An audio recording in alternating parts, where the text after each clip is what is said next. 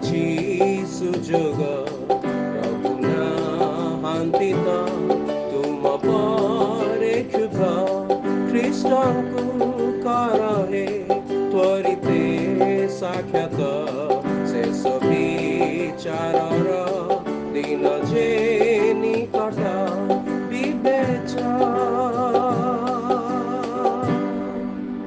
প্রিয় শ্ରୋତା ବନ୍ଧୁ, ପ୍ରଭୁ ଯୀଶୁ ଖ୍ରୀଷ୍ଟଙ୍କ ମହତ୍ ନାମରେ ଆପଣଙ୍କୁ ଶୁଭେଚ୍ଛା। ପବିତ୍ର ବାଇବଲର ମାଥିଉ ଲିଖିତ ସୁସମାଚାର 9 ଅଧ୍ୟାୟର 13 ପଦରେ ଆମମାନେ ଏହିପରି ପାଠ କରୁ, କିନ୍ତୁ ଆମ୍ଭେ ବଳିଦାନ ଭଲ ନ ପାଇ ଦୟା ଭଲ ପାଉ।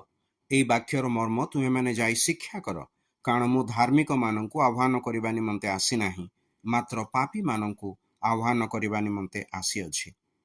ଏହି ଜଗତରେ ଲୋକେ କ୍ରିୟାକର୍ମ, ଧର୍ମକର୍ମ, ରୀତିନୀତି ପାଳନ କରି ଭାବନ୍ତି ଯେ ସେମାନେ ଈଶ୍ୱରଙ୍କୁ ସନ୍ତୁଷ୍ଟ କରନ୍ତି, ମାତ୍ର ସେମାନଙ୍କର ହୃଦୟ ଥଣ୍ଡା ଓ ଦୟାବିହୀନ ହୋଇ ରହିଥାଏ।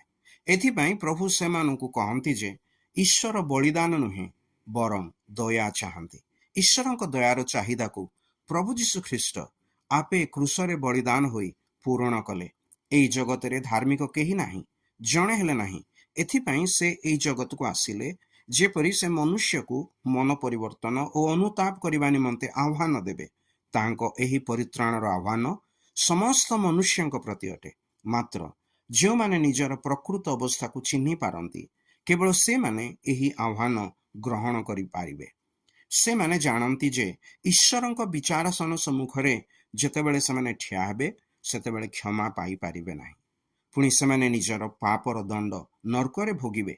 ଏହିପରି ଲୋକଙ୍କୁ ପ୍ରଭୁ ଆପଣା ଦୟାରେ ପାପ କ୍ଷମା ପ୍ରଦାନ କରନ୍ତି, ସେମାନଙ୍କର ପାପ ରୋଗ ସୁସ୍ଥ କରନ୍ତି ଓ ସେମାନଙ୍କ ଜୀବନରେ ଥିବା ପାପର ଦାଗକୁ ଆପଣା ପାତିତ ରକ୍ତରେ ପରିଷ୍କାର କରନ୍ତି ଓ ପାପ ଜନିତ ଆତ୍ମିକ କ୍ଷତ ସୁସ୍ଥ କରନ୍ତି।